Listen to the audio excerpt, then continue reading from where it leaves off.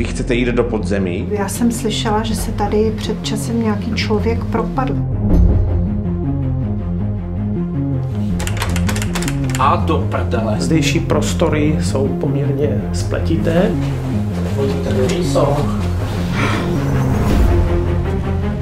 Jak se? A co tu to stane?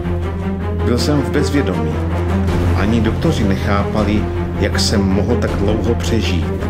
Co to tam svítí? To bolí.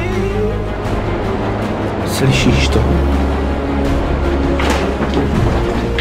A kdo mě volal, abych šel za ním? Ty něco objevil, co? To se scény, ty. Co ty,